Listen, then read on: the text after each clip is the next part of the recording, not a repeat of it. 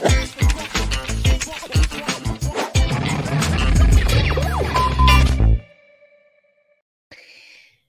um episódio do podcast Conversa de Cerca, aqui do Notícias Agrícolas no ar, para você que está nos acompanhando pelas redes sociais ou pelo noticiasagricolas.com.br. E o nosso assunto, ou melhor, o nosso questionamento para esse episódio é: qual é o cenário de crédito para a safra 2022-23? Acho que todo produtor no Brasil inteiro está se fazendo essa pergunta nesse momento.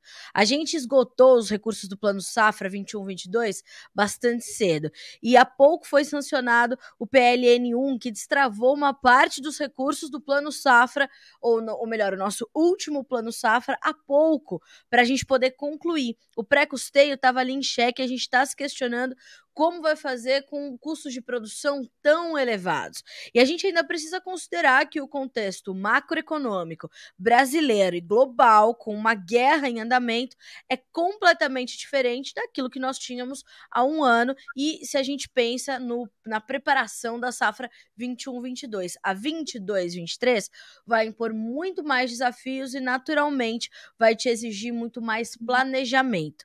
Agora, para testar tudo isso que eu estou dizendo, para dizer se eu estou no caminho certo, a gente chamou para esse lado da cerca hoje o Daniel Latorraca, grande conhecedor do mercado de créditos, e ele é também COO e cofundador da Creditares, uma startup focada em crédito que vai te responder todas essas perguntas. Não é isso, Daniel? Seja bem-vindo ao nosso podcast Conversa de Cerca.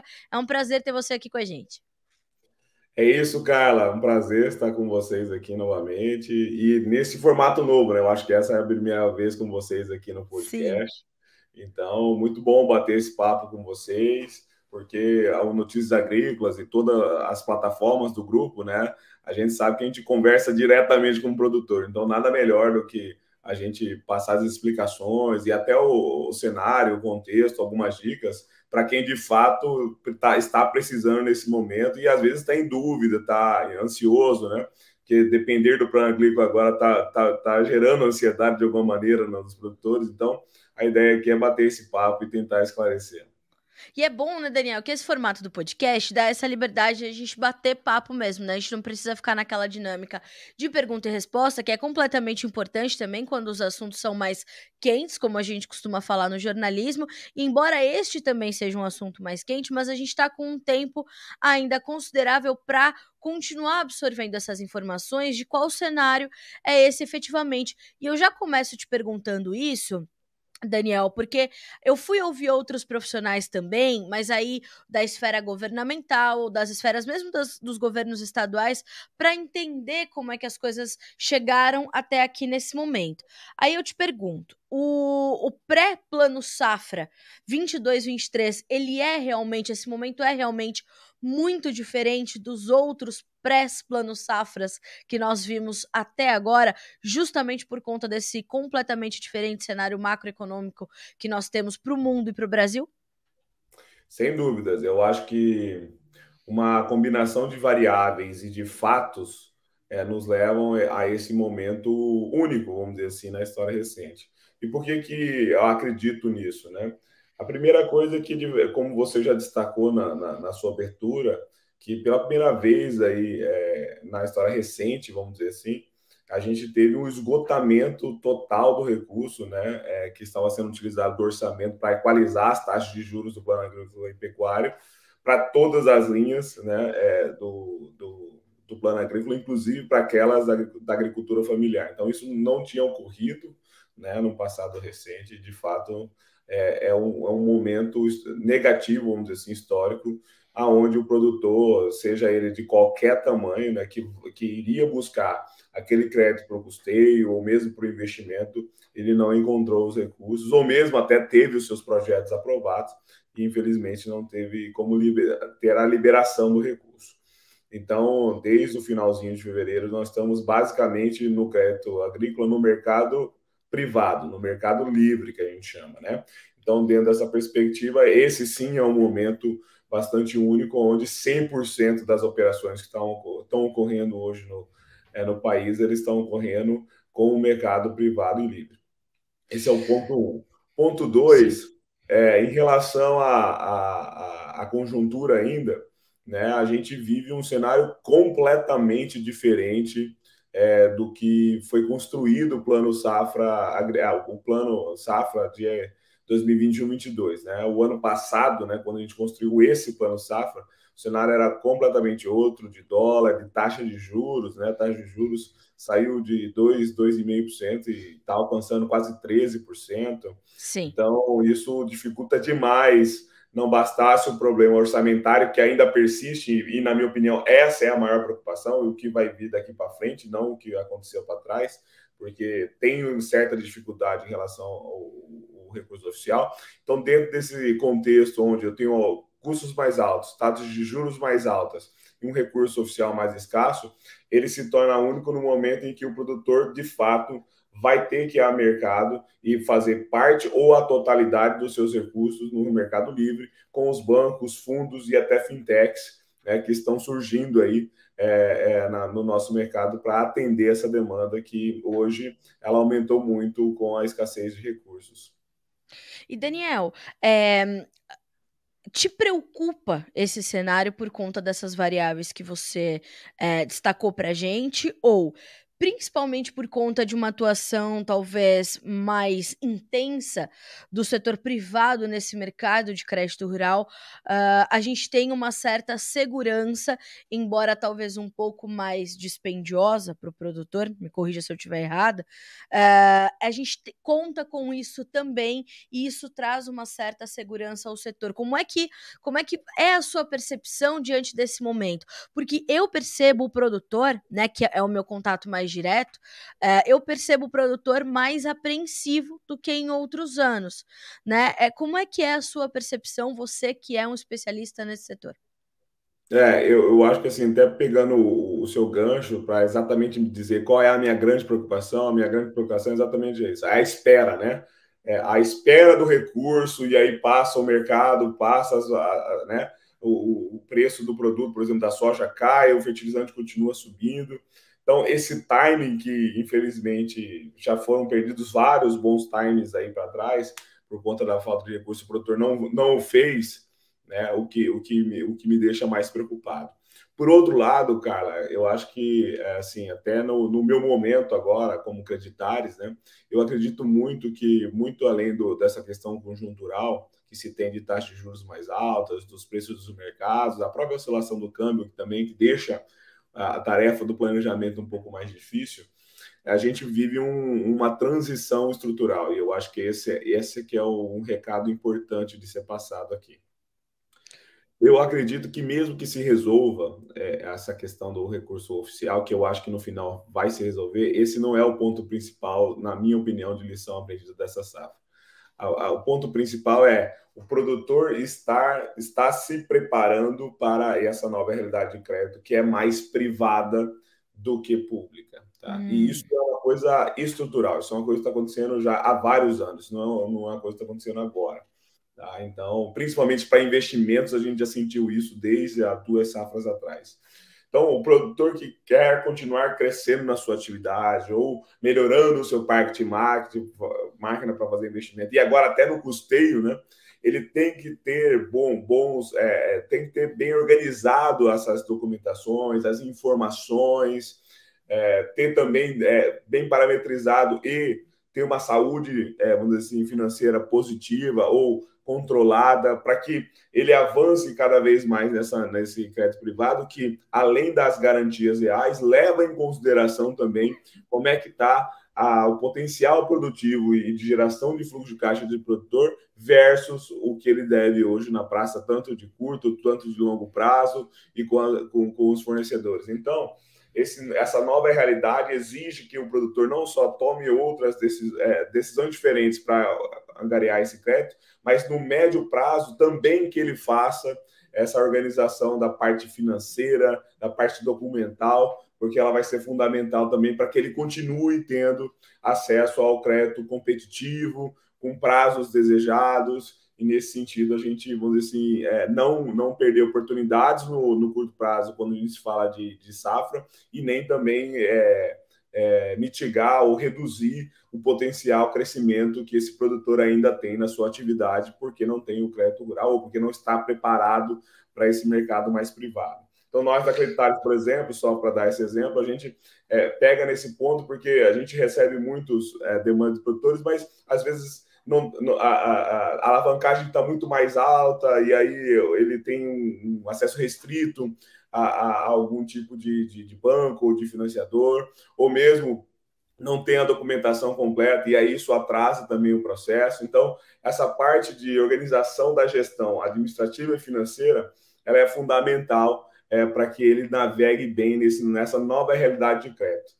E aí, dentro dessa perspectiva, nós temos tanto esse produtor que ainda está se organizando, quanto o produtor que está bem organizado e está começando a sentir o benefício dessa organização, porque acreditar, por exemplo, se pluga através do sistema de gestão deles, de RP ou de gestão agrícola, onde estão as informações todas organizadinhas, puxa automaticamente e já leva para os bancos para trazer propostas, e esses caras estão conseguindo, mesmo num cenário de crédito ruim, ter crédito, acesso a opções que, inclusive, em 15, 30 dias estão no bolso dele. Então, temos duas realidades diferentes hoje no setor. Um produtor que está se preparando cada vez mais, isso não começou ontem, para se organizar para esse crédito privado e obter essas oportunidades, como está ocorrendo, e aquele produtor que, esse é o ponto principal, que só fica esperando o recurso oficial ou só depende disso, tem que olhar um pouco mais com cuidado, internamente, inicialmente com a gestão financeira e também externamente para outras opções, para que ele não perca as oportunidades que veio perdendo aí por conta da espera do crédito. Eu queria justamente te perguntar sobre isso, Daniel. O produtor, ele tem conhecimento dessa alternativa que ele tem, que é o setor privado de crédito rural? Ou ainda, embora, né, isso já venha acontecendo há algum tempo, não seja algo novo ou completamente novo, me parece um pouco distante e a gente tem realmente uma parcela dos produtores que ainda esperam por esse recurso oficial, que a gente sabe que não é um recurso necessariamente do governo, né, Daniel? Mas é a divulgação, o plano safra e tal e tal.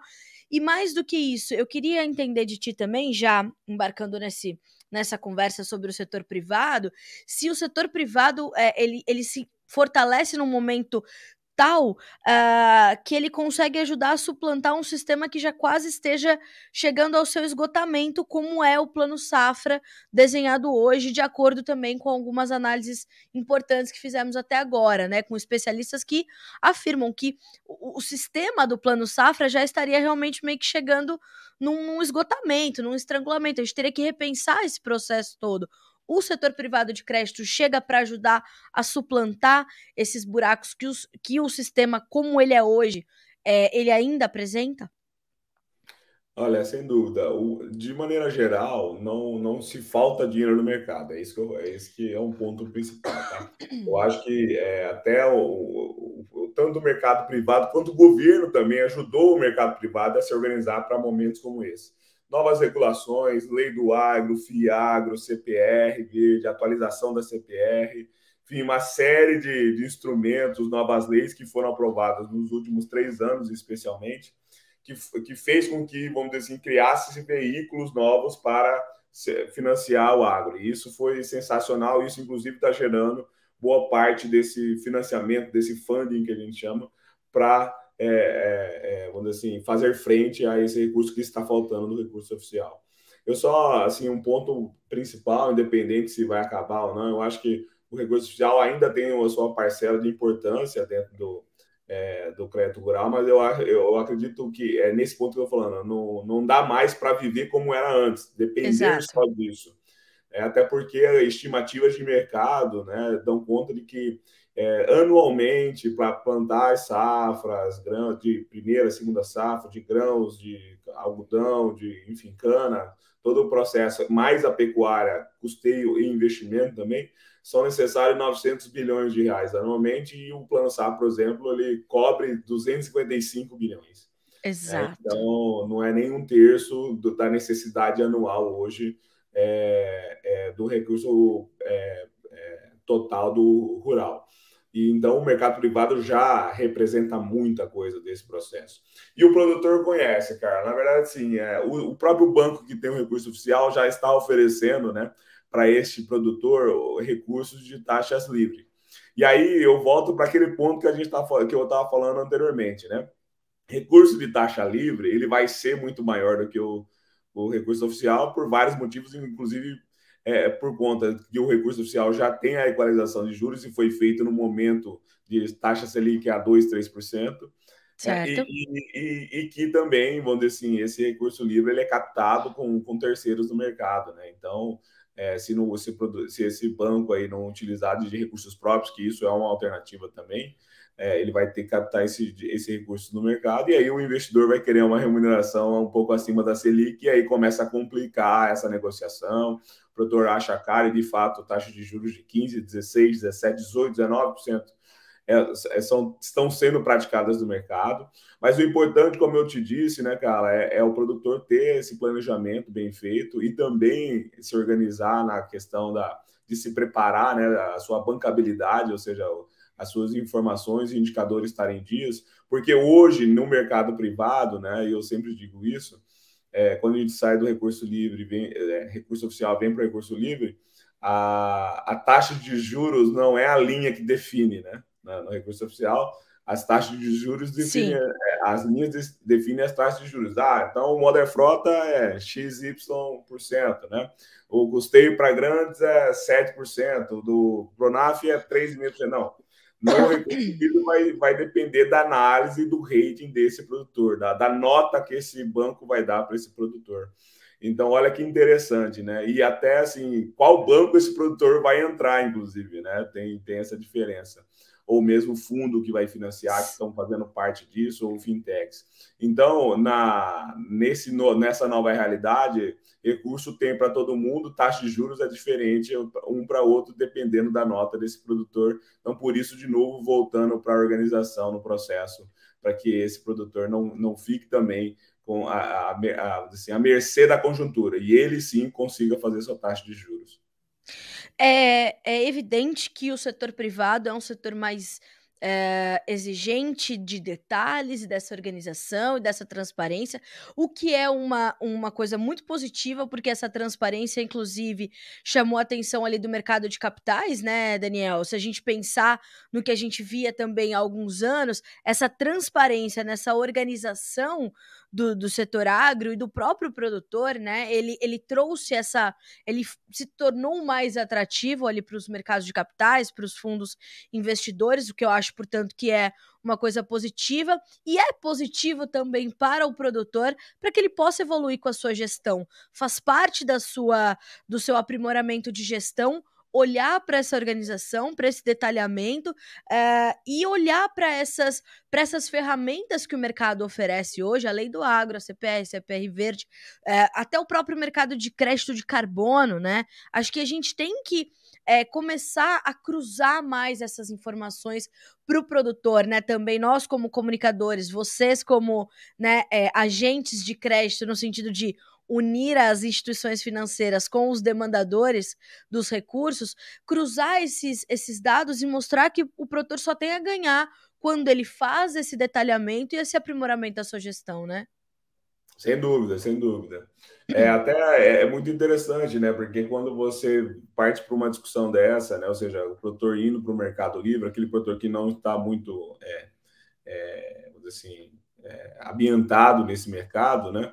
Você, poxa, tem várias diferenças, né? Como eu falei, assim como tem, vamos dizer assim, ameaças, mas também tem oportunidades, né? Então, dentro da perspectiva, por exemplo, o produtor no Mercado Livre pode ter opções de custeio para pagar em até 3 anos, e aí ele pode dar uma alongada nas suas dívidas, fazendo um conforto maior, por exemplo, dentro da sua alavancagem calculada. Então, tudo isso, vamos dizer assim, vai ajudando esse produtor a tomar a melhor decisão. Poxa, os recursos também em dólares, que às vezes vêm de fora, podem ter também taxas de juros mais competitivas, porque essas captações ocorreram lá fora, e lá fora tinha oportunidade de taxas de juros menores. Mas, obviamente, como a gente falou, isso não é para todos, né? E exige um nível mínimo de organização e também obviamente, de tamanho para que se acesse esses mercados. E eu acho que a democratização disso, né, que acho que é um pouco do que a gente está falando aqui, nós, como assim, já participando do setor privado e ajudando o produtor nessa jornada, temos o papel de fazer isso, né? De alguma maneira levar para esses médios, pequenos produtores essas alternativas que os grandes às vezes já estão bem acostumados, mas que, por exemplo, hoje boa parte do mercado precifica, né, as taxas de juros no modelo pós-fixado, e aí, né?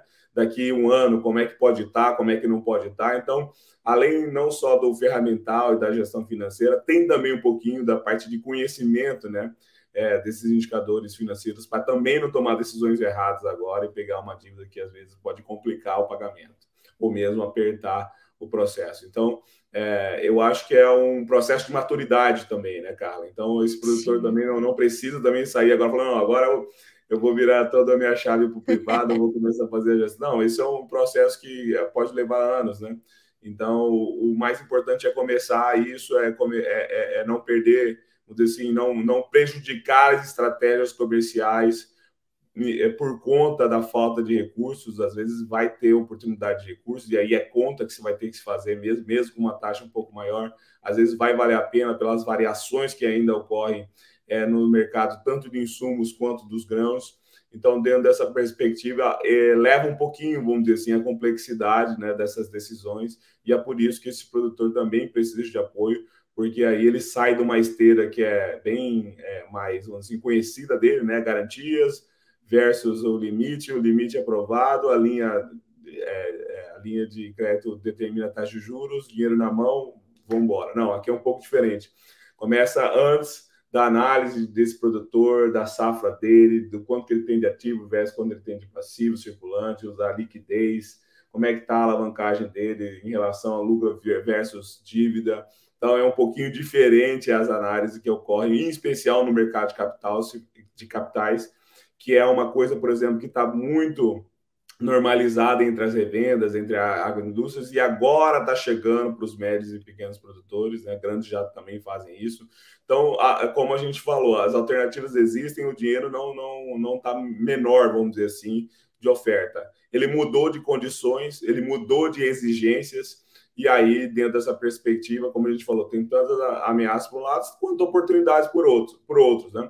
O produtor que tem um ativo ambiental pode ter rebate de juros hoje, tem opções, né, de rebater juros por conta do aumento do excedente ambiental, ou mesmo se ele está muito bem organizado, tem áreas próprias para dar e está numa saúde financeira boa, ele consegue também diferenciais. Então, dentro dessa perspectiva, agora a régua, vamos dizer assim, vai ser medida pelos indicadores que esse produtor vai trazer em conjunto com a garantia e não só a garantia, vamos dizer assim. Daniel, quando me chama a atenção na sua fala essa questão desse processo de maturidade. Isso é muito interessante, porque isso mostra que, portanto, esse é um setor que pode sim abrigar pequenos e médios produtores, principalmente pequenos, justamente porque ele pode iniciar este processo de maturidade. É mais ou menos por aí, ele pode olhar para tudo aquilo que o setor de crédito privado lhe exige e começar a se adequar a isso para ir buscar essas linhas de crédito, portanto. Sem dúvidas, né? A gente. Na semana passada eu tive numa palestra aqui do Arthur Igreja no Acricorte, que foi sensacional, né? Teve uma parte que ele falou lá que, poxa, estamos em 2020, né? E a gente digitalizou muita coisa, né? Poxa, a nossa vida foi muito facilitada, na internet 24 horas por dia, celular. Nós estamos falando aqui à distância, eu estou em Cuiabá, acho que você está em Campinas, não é isso, cara? Valinhos. Agora a gente mudou, estamos em Valinhos. Valinhos, poxa, então a gente está se interagindo aqui, falando para milhares de pessoas na internet, então isso mudou muito, a forma até da gente pedir comida e tal. Mas tem coisas que a gente está na década de 70 ainda, né? E o crédito rural é uma delas, né? O processo do crédito rural, né, ele é muito burocrático ainda, e isso tem a ver, sim, com o processo, vamos dizer assim, que tem que, na teoria, ser feito, né, por padrões de mercado, mas muito também por conta da falta de informação e da desorganização. Então, à medida que a gente vai se organizando, do ponto de vista de setor, com as informações, gerando essa transparência, assim, a consequência imediata disso tem que ser menos burocracia, menos papel nesse processo, menos, enfim, processos e assinaturas, porque reconhecimentos, porque isso, de fato, não dá mais para a gente aceitar, né, em 2020. Então, hoje, a gente já tem, com algumas fintechs, inclusive, já tem esteiras bastante agilizadas, mas a gente sabe que hoje o grande mercado ainda tem um processo bastante lento, né? 30, 90 dias para gerar um crédito, né? E a gente, inclusive, essa é a nossa principal propósito de reduzir isso no mínimo para 30 dias, mas na verdade, para um produtor que está bem organizado, tem garantias, não poderia durar nem 2 dias isso. Né? Daniel, essa burocracia e essa morosidade, ela se dá em outros setores também, ou ela é bastante típica e já muito tradicional do setor rural? Não, se dá em outros setores também, né? Se dá em vários outros setores. Isso não é um privilégio nosso, né? Que Mas bom. o que não dá, né, é um setor tão competitivo como o nosso, né? E tanta tecnologia que a gente usa nas máquinas, né? Na produtividade, né? Esse sucesso que é o agronegócio brasileiro, a gente ainda tem processos que duram 90 dias, né? Para que esse empreendedor tenha Pois que é. pegar recurso, né? Então, esse é um pouco da nossa bandeira, mas obviamente que todo mundo tem uma parte aí, né, para se fazer, né? Eu acho que dentro dessa perspectiva, os próprios financiadores gerarem novas esteiras e novos processos nesse contexto, que eu vejo isso com muita animação, porque eles estão, sim, voltados para isso. Do lado do produtor também, essa organização da gestão financeira, poxa, tem um dado da Embrapa que é muito legal, 20% dos produtores já tem algum tipo de sistema de gestão, o de Que RP, ótimo. de gestão agrícola. Isso parece pouco, mas para mim é muito assim do que eu estou participando no setor, e isso evoluiu muito nos últimos 6, 7 anos. Sim. Né? Então, eu acho que eu não me pego no número hoje, eu me pego no crescimento que isso deve ter acontecido de maneira bastante Sim. acelerada. Até as próprias obrigações acessórias, de alguma maneira, eu sempre digo isso, está trazendo na dor mesmo alguns produtores para o sistema de gestão. Né? E, poxa, a nota fiscal eletrônica, eu Sim, lembro do caixa digital do produtor. E por que não? Esse cara que veio na dor, ele começa a ter um pouco do amor, né? Ou do benefício que é claro. a organização e, com base nela, acessar novos mercados de capitais, enfim, de maneira diferenciada e direto para os fundos. Isso tudo é possível, tá? Isso não é impossível hoje. Mas a gente sabe que temos um caminho muito grande a seguir, todo mundo fazendo o seu papel e trazendo para a conversa que a gente está tendo agora, né? Eu acho que é isso, né? Você, poxa, tem uma safra aí totalmente desafiadora no planejamento, né? Dela desde o início, né? Muita variação de preços nos grãos e nos fertilizantes, nos defensivos. E a gente adicionou mais esse problema, que foi o esgotamento dos recursos e o produtor sem muito o que fazer. Alguns, inclusive, usaram recursos próprios que potencialmente iriam para o investimento e se converterem em custeio, mas isso tudo você não resolve, ameniza o problema. Né? Então, quando a gente fala de agricultura, inevitavelmente a gente vai falar de crédito, porque há uma necessidade muito grande anualmente de se fazer um recurso com terceiros, né, dentro da propriedade. Então, se organizar para que não falte, né, é fundamental. E eu estou falando isso pensando no futuro, né, porque mesmo que a gente já tenha ainda tenha problemas nessa safra, e a gente aqui, por exemplo, na Cretares, e vejo outros parceiros aqui também, tentando resolver rápido a vida desse produtor, né, para que ele compre, feche de fato esse custeio dele para essa safra, né? A gente tem um cenário, na minha opinião, até um pouco mais desafiador para o futuro. Então, que essa safra sirva de, vamos dizer assim, pontapé inicial para essa nova fase e como o produtor enxerga o mercado de crédito. Né? Até porque, né, Daniel, a gente está num momento onde o agronegócio, por natureza, ele já é um setor onde o profissional do agro não tem controle sobre um número grande de variáveis que impactam o seu negócio, né? E o crédito passa por uma condição onde ele tem certo controle, onde ele consegue se planejar, mas que também não depende só dele. E a gente está num contexto global onde não só os ofertadores de produtos agrícolas, né, e agropecuários de uma forma geral, como os demandadores estão numa cadeia completamente desorganizada, no sentido mais tranquilo da palavra, que é não por desorganização dos seus profissionais, mas por uma desorganização do contexto, né? E a gente está numa dificuldade de ter esse controle realmente. A gente está com uma guerra em andamento. Essa crise dos insumos, ela não vai se resolver com o final da guerra, né, Daniel? A gente vai ver ainda as estruturas terem que ser recompostas, as relações diplomáticas serem refeitas, as sanções serem derrubadas, levantadas, enfim. A gente vai ter que ver uma reestrutura da ordem mundial muito, muito longa ainda, que vai demorar muito tempo. E quando a gente pensa no produtor rural, ele tem mais essa conta para fazer.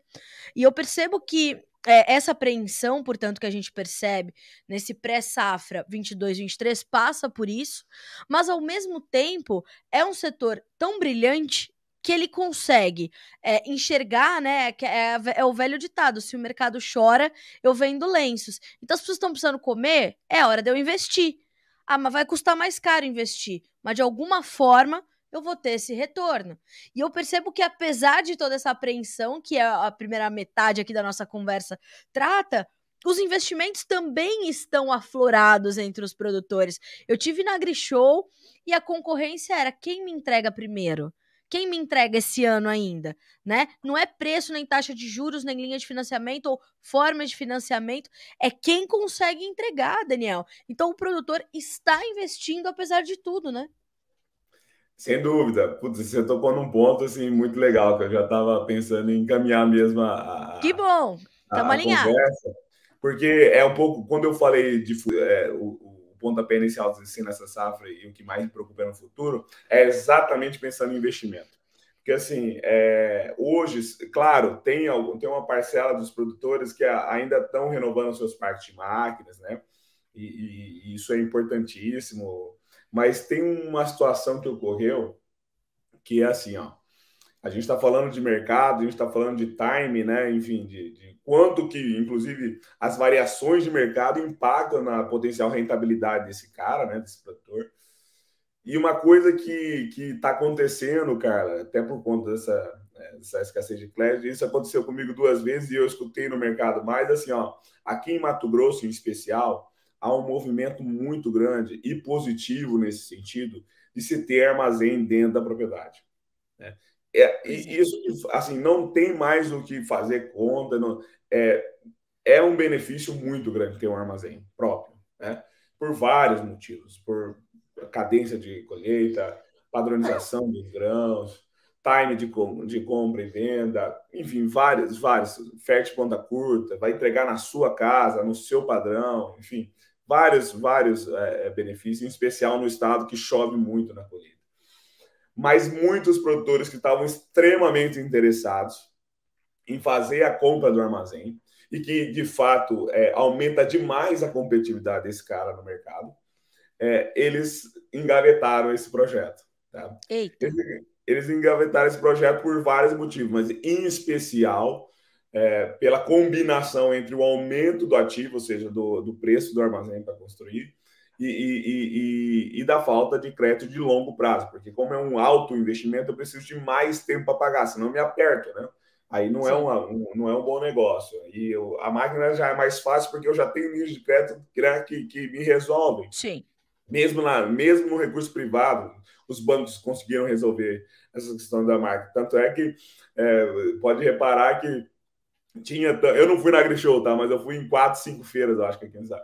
Tinha as máquinas, mas todos os bancos estavam lá, bem posicionados, porque ali, Todos. né? Porque ali ia acontecer os negócios, né? Ia fechar a máquina, já ia para o banco, já ia. O investimento em armazém foi engavetado, e muito investimento em armazém foi engavetado. Tá? Eu comecei 2 casos aqui na Creditares, que era para armazém, no final virou custeio, porque o cara não tinha mais tempo para esperar, tinha que comprar o fertilizante e gastou, que seria a entrada do armazém no custeio, e esperou um pouco também para ver como é que tá. Então, isso, como eu falei, num ano é tranquilo. Poxa, o cara teve que fazer, né, uma readequação ali na estratégia, nos objetivos dele de investimento. Mas a médio prazo isso não pode ocorrer, né? Tipo, toda a safra ele postergar uma aquisição ou investimento desse porte e do impacto que ele traz dentro da atividade. Então, olha que interessante, né? Mesmo que a gente continuou por exemplo, o mercado de máquinas bastante aquecido. No mercado de armazém, eu sinto que houve um recuo, mesmo com grande interesse e um objetivo claro de ter um, mas é por conta da conjuntura, né? E E é, isso, no médio prazo, né? Se eu espero essa na outra, isso né, vai tirando pouco a pouco a competitividade desse produtor, né? Frente não, àquele que tem. completamente. Completamente. E assim, isso é possível a gente perceber que isso atinge um produtor de soja e milho, ou só de milho, de soja e arroz. A gente está num momento, né, Daniel, onde a gente está com uma certa lentidão ali na comercialização da nossa segunda safra de milho, até mesmo da nossa safra 21, 22 de soja. Tá chegando a colheita de arroz, meu amigo, não tem armazém, o produtor tem que entregar ou uma coisa ou outra e ele vai sentir uma pressão no preço, porque ele está vendendo ali na boca da colheita, se é o caso do arroz. Ele não tem onde botar, ele vai ter que avançar um pouquinho com esse negócio, vai, né, se sujeitar a receber um pouco menos. A mesma coisa, o milho safrinha tá para começar a ser colhido, e a gente sim teve problemas pontuais na segunda safra, mas não vai ser uma safra pequena. E isso já vinha sendo alertado pelos analistas de mercado. E essa questão da armazenagem no Brasil é uma discussão antiga, né, Daniel? É uma discussão que precisava de ter um processo de investimento realmente, o produtor olhar mais para isso, porque a nossa capacidade estática é muito menor do que a gente poderia ter e do que a gente deveria ter, né, Daniel? Sem dúvida, eu acho que assim, para a gente igualar a safra, né, a gente teria que crescer ali ao em torno de 20, 25% o investimento em armazenagem por ano. Isso está longe Total. de acontecer, né? E isso, como a gente está falando aqui, o armazém ele interfere em vários, né, das decisões e até de Sim. opções que esse produtor vai ter, né? Porque às vezes ele não tem opção, né? E aí ele tem que vender arroz, ele vai ter que vender o trigo, ele vai ter que vender o milho, entendeu? Num momento que talvez não seria o ideal para ele vender e nem, por exemplo, vai possibilitar ele a fazer estratégias de crédito com base no grão colhido físico dentro do armazém, que também se tem desse mercado privado, né? Então, é muito interessante essa discussão, porque tem no final tem a ver com o crescimento também, né, da nossa agricultura. E dentro dessa perspectiva, esses investimentos de maior porte, né, eles de fato ficam um pouco mais parados nesse momento aí, falta de recurso, a própria taxa de juros que não ajuda, né, financiamentos de longo prazo nesse momento. Então, você tem aí uma tirada de pé estratégica, mas que não pode ser uma decisão definitiva, né? Porque pensando como você, inicialmente, pensando como produtor, perco todos esses benefícios potenciais que o armazém pode ter, e pensando como setor, vai continuar aí o Brasil produzindo, né, um grande volume anualmente de grãos e tendo metade, 40% da capacidade de armazenagem, né? Então, em frente a essa produção. Então, é muito pouco. Para um momento, inclusive, viu, cara, que eu estou puxando esse assunto, né? Da armazenagem, porque para mim ela é estratégica para produtor, Sim. para o setor e para o mundo, né? Se a gente está falando que não tem estoques de alimentos no mundo, para começar a ter um estoque inicial aqui no Brasil, tem que ter mais armazém, né? Senão não dá para fazer nenhuma estratégia que seja coerente ou racional nesse sentido, né? Então, dentro dessa perspectiva, no momento em que já há alguns anos a gente já faz as safras assim para serem vendidas e comercializadas praticamente no mesmo ano, né? Em Mato Grosso isso é muito claro, né? Poxa, até junho ali já tem 95% da soja vendida e entregue, porque precisa liberar a logística para o milho segunda safra, que é outra paulada, né, de maior magnitude ou igual, né, que aos volumes de soja aqui no estado, para liberar a logística. Então, o que é? Né? É a falta dela de armazém que faz esse tipo de coisa e faz com que a gente, inclusive, perca a nível empresarial e microeconômico na parte do produtor, que poderia esperar a melhor oportunidade para vender, e também como nação, né, para, de alguma maneira, gerar estoques, mesmo em momentos mais difíceis como esses. Porque a gente está num momento muito interessante também desse processo de maturidade do produtor brasileiro, que é olhar para a comercialização e os privilégios que o mercado futuro lhe oferece, que é essa previsibilidade, né? Quando você está negociando commodity, melhor do que eu, você sabe disso, que o mercado futuro, como o próprio nome já diz, te traz o futuro, a previsibilidade, o que te dá a oportunidade de comercialização muito mais adequada, uma possibilidade de proteção que o comércio à vista não te oferece. Agora, essa proteção ela só pode ser feita se você tem como, de fato, armazenar o seu produto sem ter um custo maior do que o custo que você vai ter para fazer essa comercialização, seja um hedge, seja um barter, seja um mercado de opções. E eu percebo, Daniel, que assim, uma grande preocupação que eu tenho em relação ao Brasil, quem sou eu, né? Mas enfim, é uma coisa que me atormenta como brasileira, é o fato do Brasil ser um país de medidas descontinuadas, Daniel. Então, assim, a gente começa a olhar para a armazenagem, daí a gente volta e olha para não sei o quê, daí a gente para e olha para estradas, a gente para. Pô, vamos terminar as coisas que começamos, vamos terminar planos, vamos ter planos mais extensos para alguns setores que precisam de mais tempo, né? Não dá para a gente mudar a regra do jogo ou o caminho do jogo no meio do jogo. E a gente vê uma responsabilidade sobre os ombros do Brasil. Acho que nos últimos episódios do Conversa de Cerca eu falei muito sobre essa responsabilidade que está sob o ombro do produtor brasileiro de ampliar a sua produção de alimentos para atender adequadamente a sua população interna e ajudar a alimentar a população global, isso falando só de aumentar a produção, mas para aumentar a produção, a gente precisa aumentar a estrutura, a gente precisa ter fertilizante, a gente precisa ter mais semente, a gente precisa ter mais armazém, a gente precisa ter mais capacidade logística, o pós-colheita precisa ser melhor pensado. Então, assim, a gente precisa aumentar, o Brasil está alimentando o mundo. Ok, acho excelente, estamos gerando emprego, estamos gerando renda, estamos movimentando a economia, mas a gente tem essa questão do recurso, que como você bem colocou, o recurso oficial, né, não chega a 1/3 do que a necessidade do setor impõe, a gente não tem essa continuidade na conclusão dos nossos planos, a gente não tem plano, a gente poderia ter plano, sei lá, de 5 anos, né, se a China, com aquela magnitude de território, tem planos, né, de 5 anos, o que nos impede de ter planos de 5 anos? Os governos passam e o Estado fica, né, Daniel? Sem dúvida, né? A própria CNA tem, né, um projeto aí de ter um plano, em vez de ser um plano safra, ser um plano Exato. plurianual, né? Isso é legal, né? O time lá do Bruno, do Renato Conchão, meus amigos. Muito tempo Sim. eu trabalhei no sistema, né? Então, eles têm, inclusive, um plano disso. Mas é bem na linha que você está dizendo, né? Se o nosso, vamos dizer assim, se o nosso...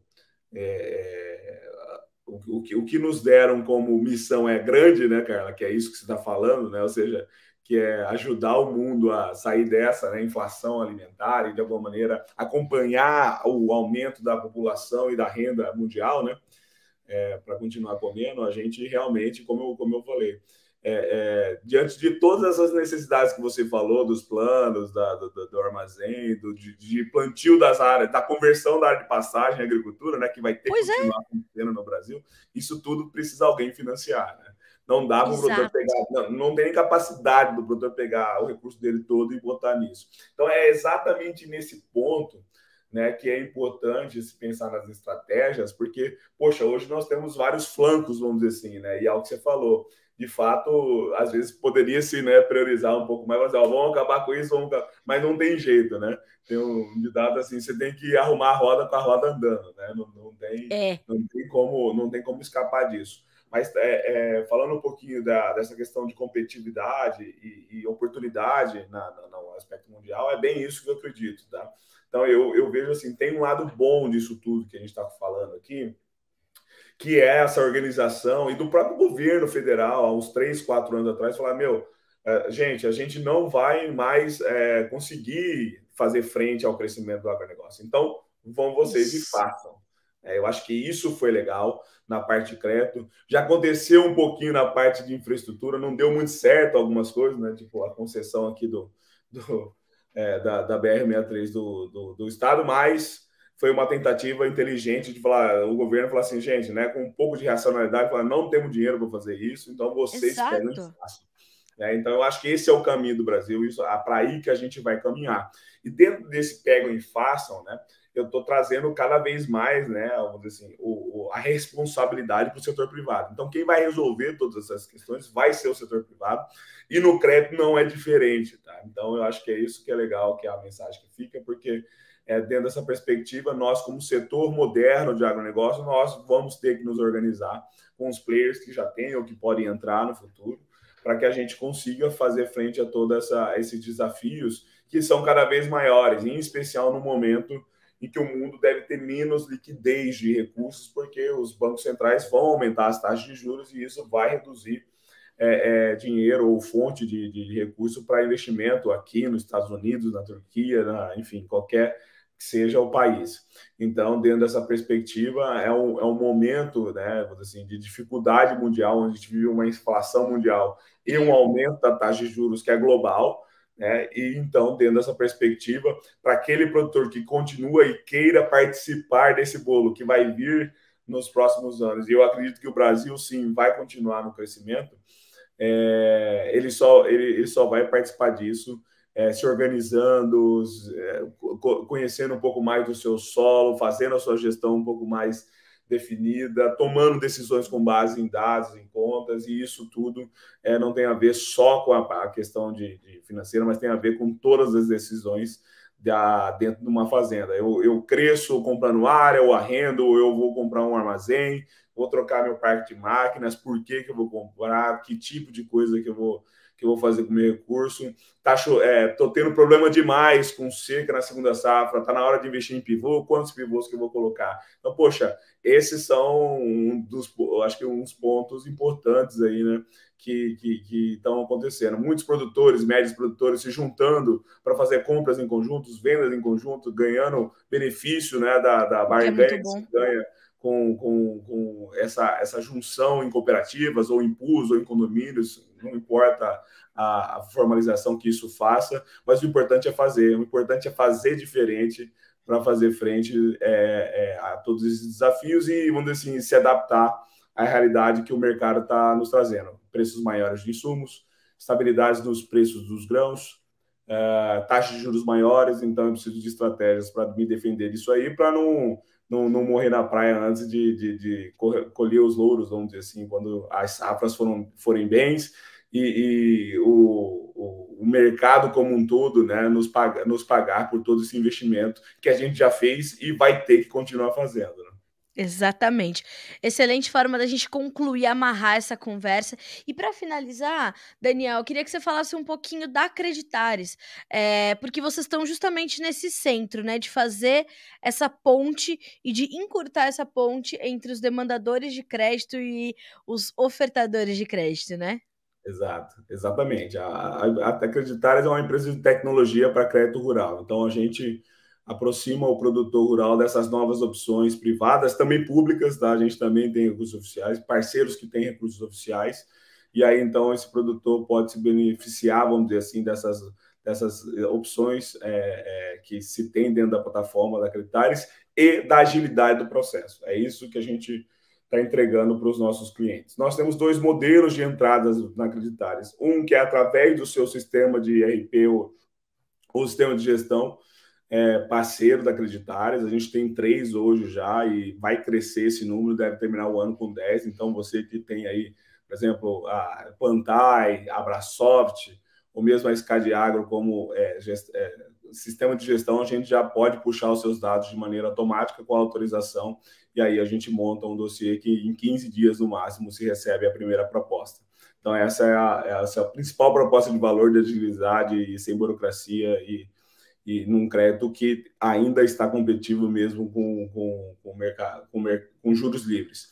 E uma outra opção é através dos nossos afiliados. Aí a gente tem uma esteira mais manual de coleta de dados, mas a gente também garante essas opções, vamos dizer assim, que esse produtor hoje tanto precisa, tanto para fazer custeio, ou para cobrir algum giro, comercialização. A gente tem todo esse tipo de recurso. A ideia aqui é resolver, né? Então, tem-se a necessidade do produtor tanto para custeio quanto para investimento, a gente entende o perfil desse produtor, a gente entende a necessidade, encaminha para aquele instituição financeira que tenha mais aderência com esse produtor, para que isso ocorra de maneira mais rápida e das condições que o produtor exige, né? A outra coisa também, né, que essa plataforma que a gente lançou no trimestre passado também nos possibilitou ajudar aqueles que estão dando crédito para o produtor. Então, quem dá prazo ou faz o crédito para o produtor, seja uma sementeira, uma revenda, uma agroindústria, também pode se beneficiar dessa plataforma que automatiza boa parte do processo de cadastramento e validação de um produtor rural, chegando até a análise de crédito proprietária que a gente desenvolveu também. Então, uma plataforma que tem dois modelos que beneficia tanto os produtores quanto os agentes das cadeias, mas sempre no objetivo de gerar mais e melhor crédito. É isso, né? Daniel Latorraca, que há muito tempo trabalhou no setor público, né, Daniel? Nas instituições que ali ajudavam o produtor setor. Agora. Incrível, né? E a experiência do Daniel tá toda agora colocada, então, ali na Creditares, né, Daniel? Para trazer soluções, o que é importantíssimo, porque só conhecendo aí todos esses lados, né, Daniel, que a gente consegue achar essas vias alternativas, o que é determinante para momentos como esse, né? Perfeito, exatamente. E aí, quem tem interesse, que quiser mais informações, pode entrar no nosso site, né? Tá aqui, ó, creditares.com.br, e ali você vai ter acesso às informações e um WhatsApp ali que você pode entrar em contato também. Vou deixar o link, tá, Daniel, para o pessoal que estiver nos acompanhando. Quando tiver on demand já esse episódio do Conversa de Cerca, eu deixo ali e aí a gente já encaminha quem precisa de soluções direto para Creditares. Daniel Latorraca, meu amigo, obrigada, viu? Um prazer receber você aqui no nosso podcast. Claro que sempre, né, com informações mais do que esclarecedoras. Tivemos a oportunidade de participar juntos de um webinar sobre crédito. Focamos ali mais em outras vertentes, mas aqui falando efetivamente como ajudar o produtor, como o produtor tem que se planejar, e com certeza esse tipo de informação é ouro para o agricultor brasileiro. Obrigada mais uma vez por nos encaixar aí na sua agenda, que eu sei que é bastante atribulada. Obrigada. Obrigado, Carla. Eu que agradeço essa parceria aí, que a gente já tem há vários anos com Notícias Agrícolas, a você, Verdade. a todos aí. E sempre que precisarem, a gente está à disposição aqui para fazer esclarecimento, para trazer um pouquinho também de conhecimento do que é a nossa área de especialidade, né? Então, é sempre um prazer aqui compartilhar um pouco com vocês. E obrigado, né, mais uma vez. Prazer é nosso, Daniel. Muito obrigada. Boa quarta-feira para você, gelada em Cuiabá, então vá aproveitar, porque não é sempre, meu amigo. Então, bota um casaco, pelo amor de Deus, Daniela Torraca. Eu tô dentro de casa quentinho, né? Então, eu tô tranquilo, mas se eu botar o pé para fora aqui, já complica bastante. Obrigada, viu, Daniel? Bom restinho de semana para você. Até a próxima. Obrigado. Valeu. Senhoras e senhores, eu sempre falo isso aqui no Conversa de Cerca. O nosso objetivo é te trazer solução. Traz o problema pra gente, a gente vai buscar falar com quem entende. E o Daniel Latorraca é um desses caras. Ele é um profundo conhecedor dessa questão de crédito. Como eu já adiantei, eu e o Daniel, a gente participou de um webinar promovido pela plataforma Agrobid, que é mais uma plataforma de alternativas para o produtor, né? Para comercializar as suas máquinas usadas, animais, enfim. É uma plataforma ali de comercialização, né, de compra e venda de produtos. E então eu tive a oportunidade de estar com o Daniel nesse webinar e a gente falou muito sobre essa questão de crédito, e o Daniel frisou várias vezes sobre esse momento diferente e como a gente precisa olhar para o setor privado de crédito, que é uma alternativa importante justamente por conta dessa sinalização do governo de, não dá para a gente fazer tudo. Então, o setor privado tem atenção, além de tudo, é uma oportunidade, peguem e façam. E deu certo, né? E o setor privado vem se mostrando mais atuante, portanto, no crédito rural, como é o caso da Creditares, fazendo essa ponte. Se você quer saber mais, creditares.com.br, a gente vai deixar os contatos aqui para vocês, mas mais do que isso, pegue o conhecimento que o Daniel acabou de compartilhar com a gente aqui no Conversa de Cerca e bota na tua gestão. Aprimora o teu dia a dia, detalha a tua organização financeira, contábil e por aí vai. Você sabe melhor do que eu onde você precisa melhorar. E é isso que a gente faz por aqui, te dá caminho, solução, fechado? A gente se vê no próximo episódio. Se você quiser ouvir este e os demais episódios do Conversa de Cerca, pelo nosso canal no YouTube, Notícias Agrícolas Oficial, lá tem uma playlist do Conversa de Cerca. Se você quiser, nos principais players ali de podcasts, então o Spotify, o Deezer, estamos em todos os aplicativos de podcast, fique à vontade. Ou se quiser ver a gente também pelo Notícias Agrícolas, a gente tem ali a nossa página com todos os nossos podcasts originais, não só o Conversa de Cerca, mas também do Grão à Barra, focado em cacau e chocolates, e o Café em Prosa, só sobre cafés especiais e boas histórias da cafeicultura brasileira. Fechado? A gente se vê no próximo Conversa de Cerca, quarta-feira que vem, quando a gente vai falar sobre os 10 anos do Código Florestal. Conversa de Cerca especial para você semana que vem. Até mais.